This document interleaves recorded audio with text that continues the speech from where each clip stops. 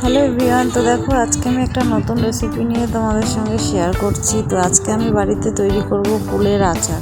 কুলের আচার তৈরি করার জন্য এখানে আমি নিয়েছি একদম গাছ পাকা শুকনো লাল লাল কুলগুলোকে রোদে ভালো করে শুকিয়ে তারপরে এখানে আমি নুন হলুদ দিয়ে কুলগুলোকে সুন্দর করে শুকিয়ে নিয়েছি কদিন।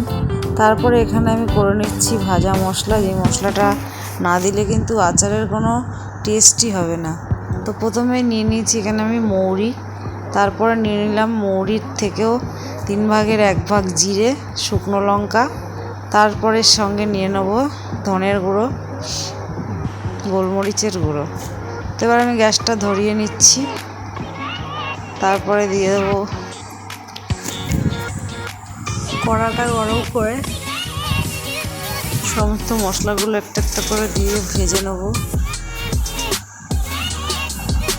তো বন্ধুরা, তোমরা যারা আমার চ্যানেলে এখনও পর্যন্ত সাবস্ক্রাইব করোনি তারা অবশ্যই চ্যানেলটা সাবস্ক্রাইব করে দেবে। যারা এখনও পর্যন্ত আমার চ্যানেলটার সম্পূর্ণ ভিডিওগুলো দেখোনি তারা অবশ্যই তাদেরকে বলা রইল যে অবশ্যই ভিডিওগুলো তোমরা এসে দেখো।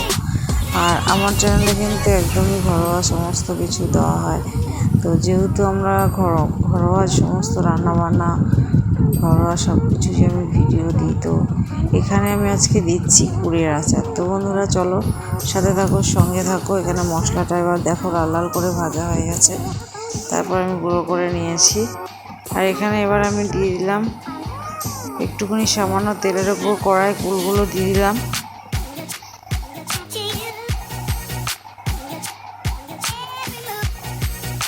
এই কুলগুলো কিন্তু আমি ভালো টানা রোদে 2-3 দিন নুন দিয়ে হলুদ দিয়ে ফাটিয়ে নিয়ে একটু শুকিয়ে দিয়েছিলাম।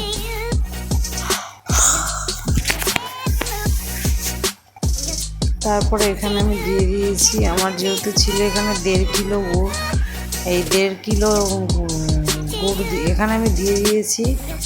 এখানে আমি দিয়ে দিয়েছি 1 কিলো 250 একটু বেশি গুড়। আর আমার কুল কিন্তু এখানে রয়েছে 2 কিলো। তো গুড়টা আমার আরও দিতে হবে। আমি এখানে আরও 500 গুড় অ্যাড করে দেবো, কারণ দেখেই মনে হচ্ছে একটু গুড়টা কম হচ্ছে। তো যাই হোক, এবার আমি দিয়ে দিলাম এক্সট্রা যে গুড়টা এনেছিলাম, সেটা তোমাদের সঙ্গে শেয়ার করতে পারলাম না কারণ সমস্ত ভিডিওটা নেওয়া হয়নি। এবার ঢাকা দিয়ে দেবো একটু।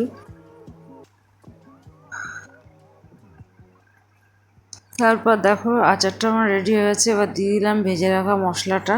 তো এই ছিল আজকের ভিডিও, তোমাদের সাথে শেয়ার করলাম।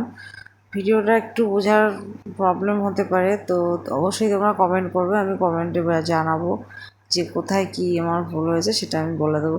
তো এখানে কুলের আচারটা করা কিন্তু একদমই সহজ পদ্ধতিতে আমি করেছিলাম, একদমই সহজ। আর যারা যারা কুলের আচারটা ট্রাই করবে তারা অবশ্যই খেয়ে বলবে তাদের কেমন লেগেছে। আমাদের তো ভীষণ ভালো লেগেছে। তো বন্ধুরা, এখানেই ভিডিওটা আজকে শেষ করছি। টাটা, সবাই ভালো থেকো।